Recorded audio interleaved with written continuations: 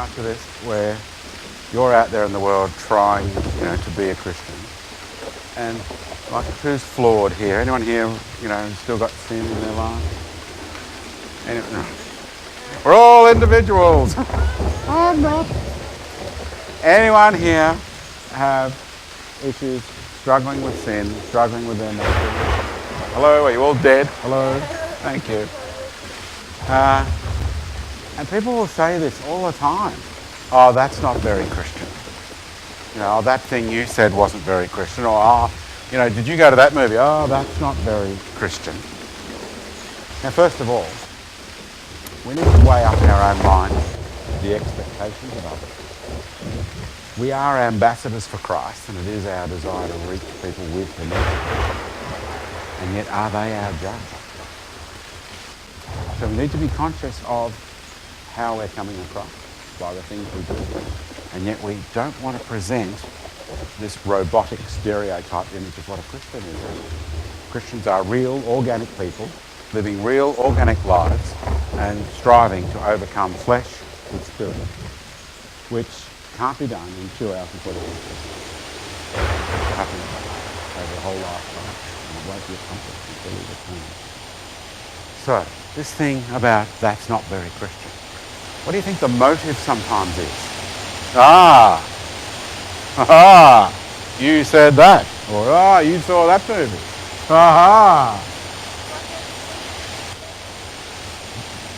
Well, it's not only that they expect you to be perfect, but they're enjoying what?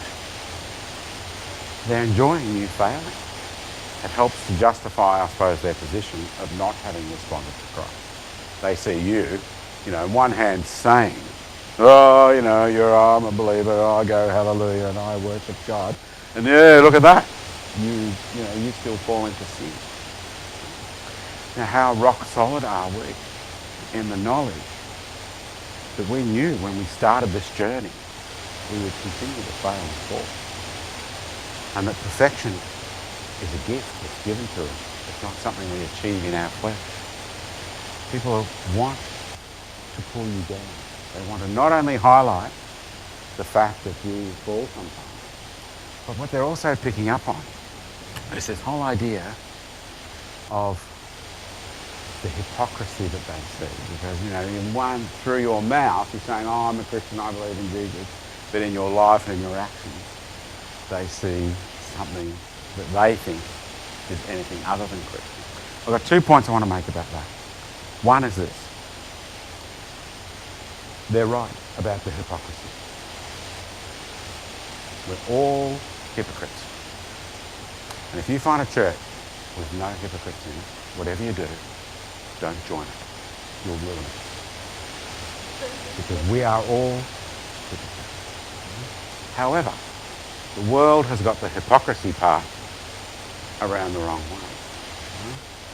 They say, how hypocritical, you talk about Jesus when you're still a sinner. How hypocritical you go and worship God, right? How hypocritical you go to the prayer meeting. But it's never wrong to do the right thing. You get that? It's never wrong to do the right thing. The hypocrisy is in the sin that is still working its way out. That part of it is wrong. But they don't criticise you for doing the wrong thing. They criticise you for praising God and for still being a Christian and for still going to church. They go, look at a hypocrite off to church. Whereas they should be saying, look at the hypocrite, got drunk. You get the difference? That's the first thing, right? The hypocrisy's around the wrong way. It's always right to do the right thing. In fact, it's bravery to be still struggling in sin, but pressing on doing the right thing, especially knowing that people think that way. And they will criticise you for trying to do the right thing. The other thing that I wanted to say, I can't even remember. What was it? Someone take me back to that moment where I said, there are 2 things I want to say. One was the hypocrisy, and the other is, look, it was probably something along these lines. You have to be brave. You have to be brave enough to say, I'm going to follow Jesus with all my flaws, with all my failings. Perfection is not what makes me a Christian. His blood is what makes me free. His acceptance of me is what gives me the strength to go on. I will keep pressing on. I've remembered it. When people say, that's not very Christian, do you ever stop to think to yourself, by what standard? Like, are these people that are saying, oh, that's not very Christian, no? Have they read the New Testament in Greek and English and compared the texts, come to a very definitive understanding of what a Christian is, and then compared you to it?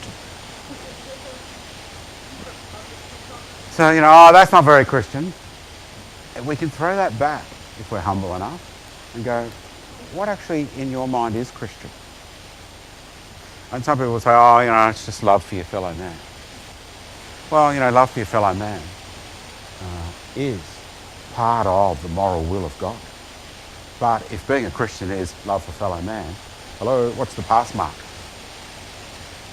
Have I been loving enough to my fellow man? How do I know? That's not what it's all about. It's all about putting your faith in Jesus, being born of him.